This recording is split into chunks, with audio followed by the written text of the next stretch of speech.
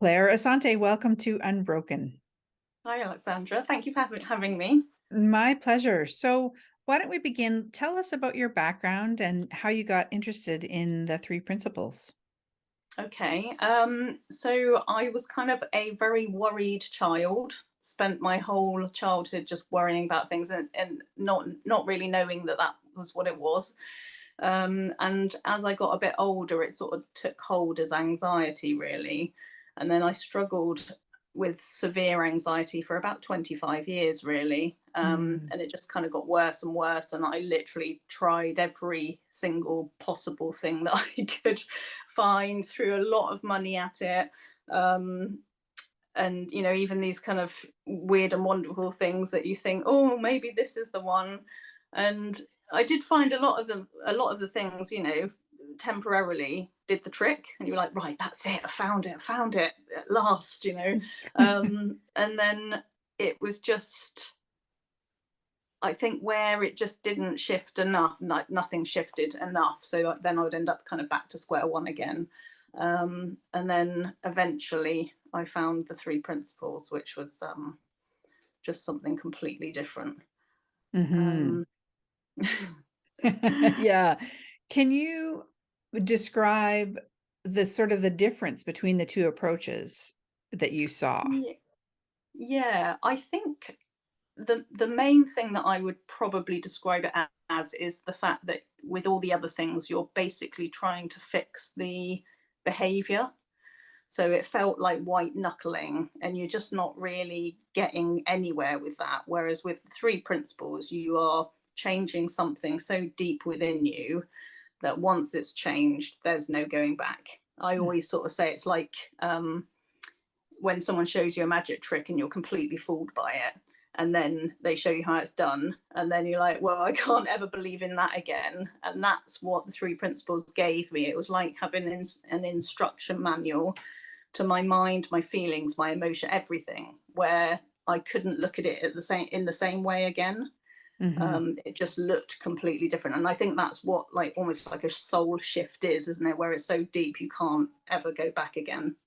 Yeah. Yeah. That's such a great metaphor or analogy, that magic trick one. I love that. I haven't heard that before. That's awesome. Yeah, yeah. Yeah. And so apt. Yeah, absolutely. Yeah. Yeah. So Yeah. your website is called Blindsided by Thought. So tell us why you came to choose that name. Yeah. So about 6 years ago, I was diagnosed with an eye disease, Hmm. um, and it is something that kind of takes hold of the cones inside of the back of the eye. I mean, it's awful, really. I don't know exactly how it works, but at some point it will take my vision. Mm. Part of it or all of it, I'm not sure. So it was that kind of like, I went for just a routine eye test.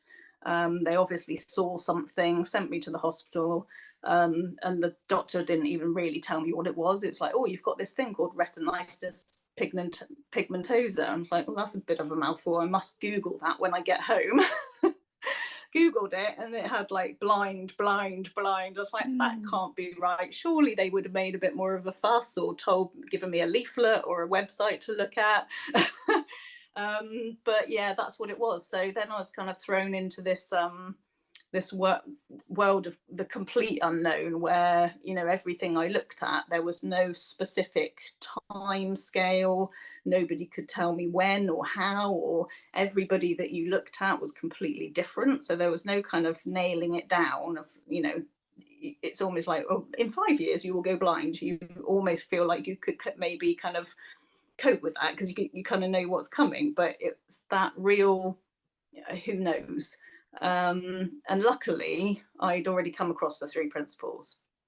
So much as I had that kind of panic of, oh goodness, it was a completely different experience to what I would have had before I came across the three principles. Because I know that if I hadn't come across the three principles, I would have basically started living like a blind person.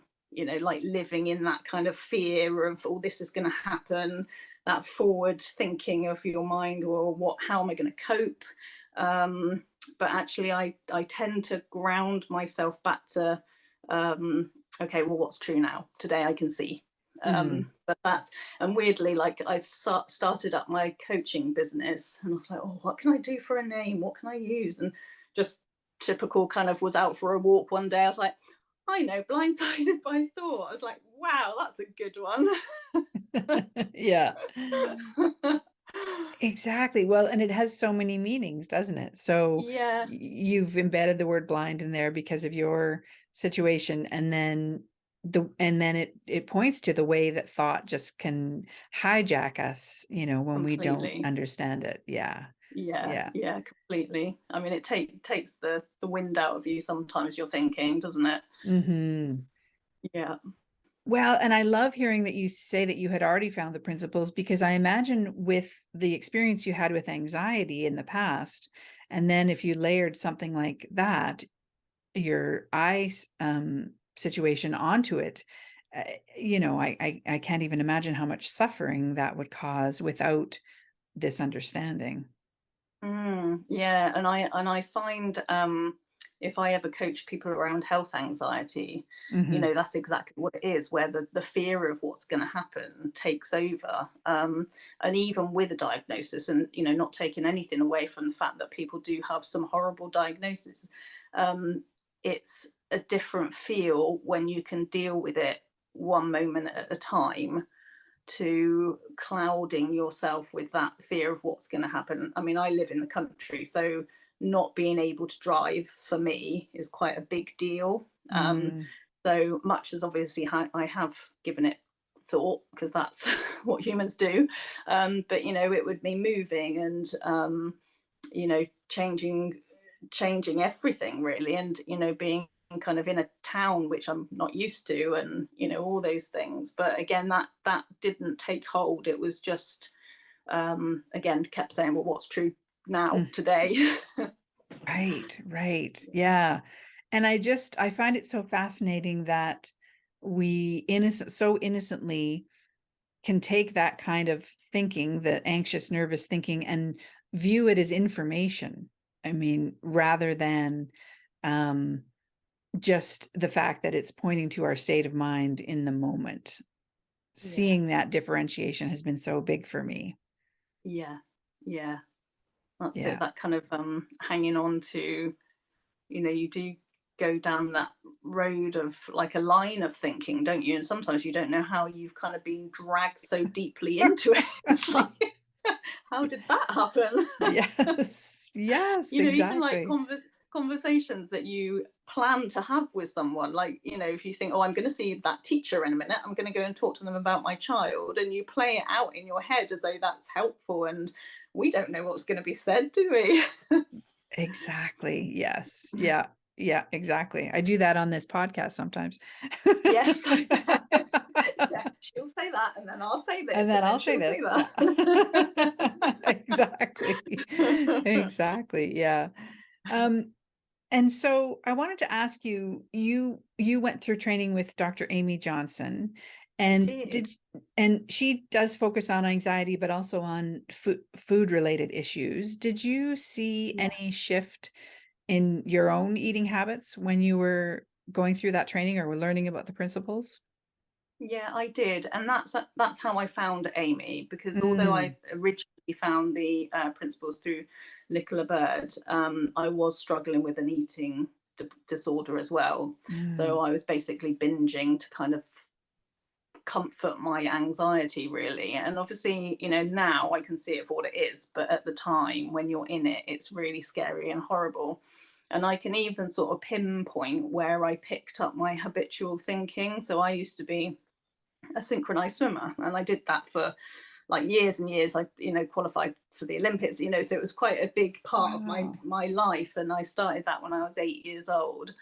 And when we got into the sort of more serious training, we would train for like, sometimes sort of 3, 4, 5 hours at a time. So we were in the pool training, and part of our routine was that, say, at certain times we would get out the swimming pool and we would all eat a bar of chocolate.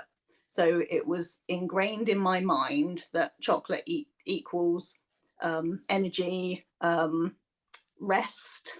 Mhm. It was giving me that kind of positive thinking. So I did that for years. I mean, I was swimming till I was in my 20s.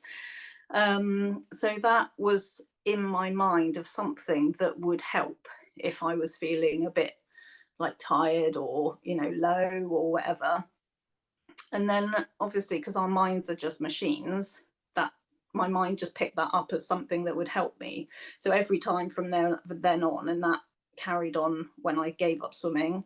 Even if I was just having a low day, it would give me that information of, oh, this works normally. Go and get a bunch of food and just eat it. Mhm. And then that sort of took on a life of its own, basically. And then I felt like I was really in trouble, and then that feeling of food just not being, it wasn't a pleasure anymore. It was horrible. I hated it. I couldn't stop thinking about it. um, I felt like I had no control. It felt like there was something wrong with me. And then I came across the principles and then found Amy, and as you said, she very much focuses on that kind of habitual um, way that our mind works. Mhm. And I don't binge now because I can see, and it still gives me that information sometimes. If I'm having a bad day, it will say, "Oh, go and buy a massive bar of chocolate and just stuff that in your face because that will make you feel better." And I'm like, Mm. "I'm on to you." I don't fall for that one anymore. Mm. Yeah, Yeah. so so that's very different. I don't, I enjoy food now. I'm not scared of it anymore. So that's a Yeah. big thing. Yeah, I imagine. And I think it's so interesting that these two things existed together, the anxiety and the binge eating, because what Yeah. I notice very often is that um, our eating habits can quiet down our thinking a little bit. So, I always used to think of Yeah, it as soothing myself or comforting myself, and that was true. But what I see now too is that it it just got my mind to quiet down a little bit, and absolutely. that was one reason for reaching for it. And if you were experiencing anxiety, I can imagine that would, compound that. Mm, yeah, and my mind was also giving me the story that when I was hungry, I felt more anxious. But Mm, again, it was just a story around it. But you're right, when I was eating the food, I would feel peaceful, um, but not for the whole time. Obviously, the peace left after a while once it yes. became a bit of a problem. And then it just felt horrible. Yeah. But yeah, originally, definitely. And then, of course, you're chasing that feeling again, aren't you? Yeah. Yeah, Yeah. exactly. Um, yeah, I mean, that's the sort of crazy making thing about it is that it quiets your mind down initially, and then Mm, your mind revs up again because now we're beating ourselves up about having done the thing that we, said we yeah, wouldn't do again or whatever, don't want to be doing. absolutely. Yeah.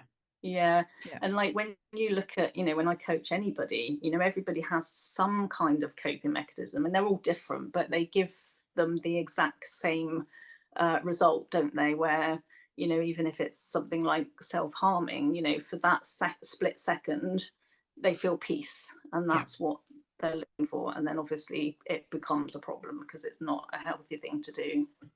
Right. Yes. Yeah, Yeah. exactly. So true. And so leading on from that, I mean, we've sort of touched on this already, but one of the questions I had shared with you that I thought I could ask was what is it about thought, that keeps us trapped in these behaviors that are unwanted, unwanted habits. And I think we've touched a little bit on that. They quiet our minds down, Mm. temporarily at least. And do you see anything else around that, around the service essentially that they're providing? Yeah, I think I've really, really seen a lot around the machine part of it. Like it's just like our computer. So Mm, that sort of takes the power out of it all, doesn't it? Where if it's like an algorithm where it's just giving you the same information because you've thought it several times before. it becomes quite interesting then, doesn't it? It's like, oh, I thought that one yesterday. Isn't that interesting that that's kind of programmed into my mind? And again, we don't have any control over what we soak up. It's programmed in, and then it goes on repeat. And I think that's probably been like the biggest part for me, where it has made it not about me. It's just made it that my mind machine gives me the same information, and it is just mind noise. It's not Hmm. personal. It's nothing to do with me. It feels personal because obviously it's from my experiences that I've picked it up, but it's not doing it on purpose. It's not doing it to be mean. In fact, it's doing it because it, loves us and kind of wants to give us what we think, what it thinks that we need. And that's why we kind of get dragged around by our hair by it, because it feels like it's about us, and it feels like it's important. Hmm. Yeah. Yeah. Kind of responding to those whims of chatter that's going on inside. Mm. Yeah. Yeah. Yeah, exactly. Um, and you have a post on your website about living in the unknown, and you touched on this a little bit when you talked about your Mm. diagnosis. And but could you share a little bit more about that and how and the value of living happily in the unknown? Yeah. Yeah, I think, as you said, my diagnosis definitely kicked me into that living in the unknown, um, and has probably made me much more comfortable with it. And I think, even things like, even you and I don't know what's going to happen in the next 5 minutes, do we? Someone might knock on the door, but you don't. That's the way we live, but we don't know that we live like that. COVID was a perfect example, wasn't it? And Mm, every second of every day, none of us know, but we think we do. And I love the fact that our mind wants to nail everything down. It wants to tell you how this is going to go and how that's going to go. And it's, 3D special effects, singing, all dancing. So it's very, very, very convincing. And I think before you know this, obviously you think you've got a bit of control over it. I think. I mean, I thought that I was kind of paving my way to be, you have it in your head that you're going to do something, and I felt like I was the one doing it. um, but again, it's that allowing yourself to live in the unknown. um, and I do find, when I think about my eye situation, if I'm having a low day where I'm maybe not feeling quite so clear, I do tend to want to know what's going to happen. And that might be when I'm sort of Googling stuff and like trying to research and find out, or how's this going to go? How's that going to go? Whereas when my mind's a lot clearer, I'm completely happy to be in the unknown and go with the flow and see what turns up. hmm. And when you find you're a little more caught up about your diagnosis, if you're Googling and that kind of thing, is there anything that you do to stop yourself from doing that, or do you just let it happen? What happens then? I suppose with, you know, being in this understanding for quite a long time now, I'm sort of on to what's going on, I suppose, and that's probably got easier over time. I do just kind of allow myself to get caught up sometimes. Sometimes it's quite fun to be in a bad mood, isn't it? And be like, right, if I'm in it, I'm going to be in it. Um, but yeah, and I think it's a bit like quicksand, isn't it? If you are trying to get out of a bad mood or a low state of mind or whatever, you just sink deeper if you try and get out of it. I'm not saying I'm always that gracious with it, but I try not to kind of fight my way out, because I know it'll only make it worse. And Hmm. eventually it does pass, doesn't it? It just kind of, we come in and out. Yeah. Yeah. It always shifts. We can count on that. That's Yeah. for sure. Yeah. Yeah. Yeah. Um, well, as we're winding up here, I just wondered if there was anything else about your work or about what you've seen around this understanding that you'd like to share that we haven't touched on. Yeah. I've been doing a lot of work with teenagers. Mm. I'm not sure I've had chance to put much about that on my website, but I'm going into a school and coaching some people there, and Wow. doing a lot more with teenagers, because I feel like they are a good age to teach this to, because they're not quite as conditioned. They're a lot closer to their kind of um, source than say adults are, because adults seem to have kind of layers and layers to peel back, but you know, teenagers haven't been on this earth for quite as long. So you know, and they're really fun to work with, and unfortunately they're struggling a bit, so that I've really enjoyed that.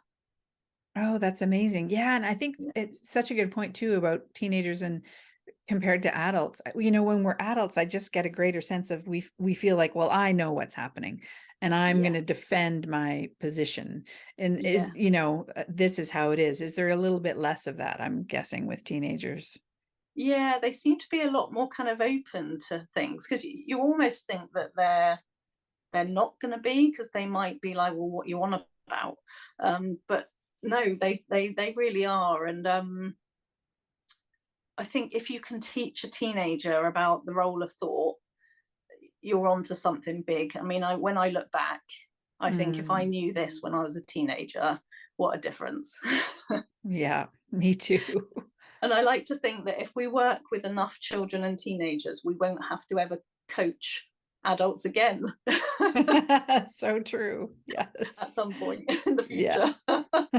Yeah. Yeah. And just before we started recording, you mentioned you have children. Do Yeah, you bring this to them as well?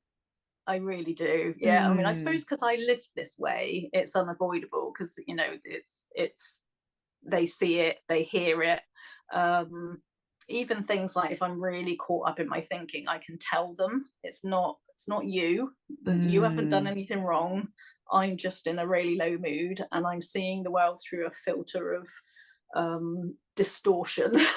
Might not put it like that because they might not understand, but you know what I mean. It's where they know that we their moods are not necessarily to be taken too seriously.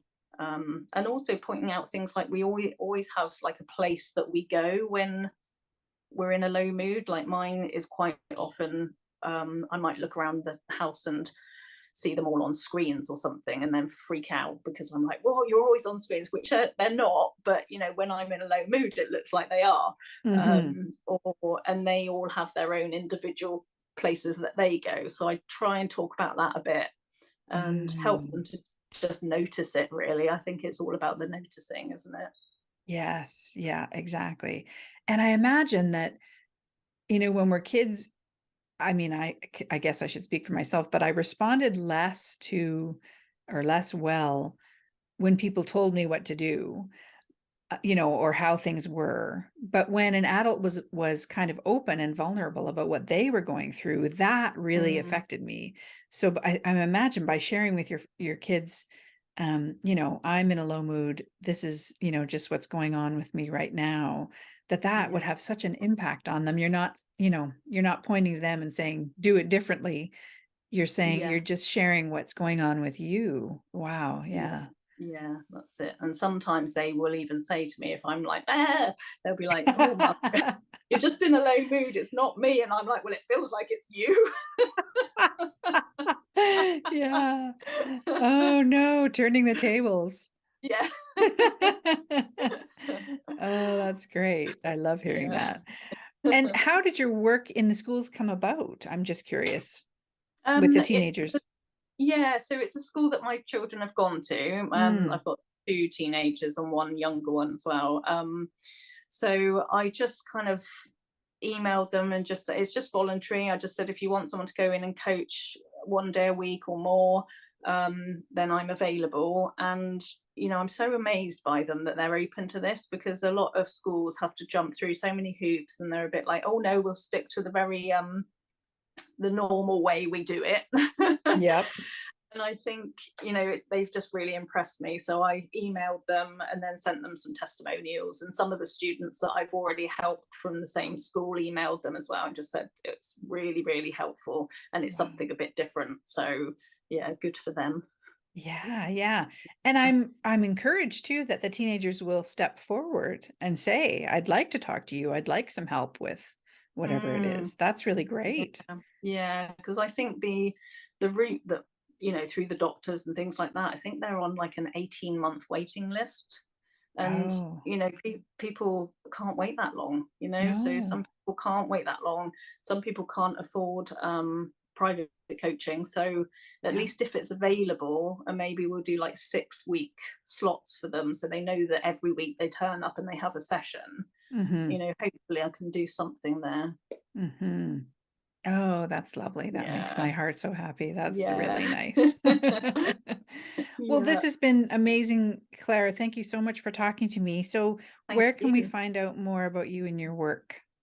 Yeah. So I've got a website, which is blindsidedbythought.com. I have a YouTube channel, which is, I think, under Blindsided by Thought as well. I also have a Facebook group called Parenting Teens More Gracefully, Mm, um, which I've really enjoyed doing. I interview someone once a month that's come from this understanding, and I try and choose a topic that maybe a teenager would struggle with, and that somebody's come through, that they've come through the other side thanks to this understanding. So that's really fun, and obviously it's all mm. free, lots of resources on there. And yeah, I do mainly one-to-one coaching, but obviously struggling with my own anxiety, eating disorders. I mean, lots of topics there that we can cover. Mhm. Yes. Okay, great. Well, I will put links to all of that in the show notes. Brilliant. Thank And you. if I put a link to the Facebook group, will that um like it's not a private group, I guess is what I'm asking. If I put a link in, it'll Um, go there? yes, I think so. Yeah, I think to join, they have to just answer a couple of questions, and then I let them Right. in, if you know what I mean. But Yes. yeah, but that's, yeah, it is on there as as one of the lists of parenting groups. So Okay. yeah, yes, Okay. thank you. Oh, my pleasure. Yeah, perfect. Thank you so much for talking to me, Claire. I appreciate it. Yeah, thank you very much. Bye-bye. Bye. Bye.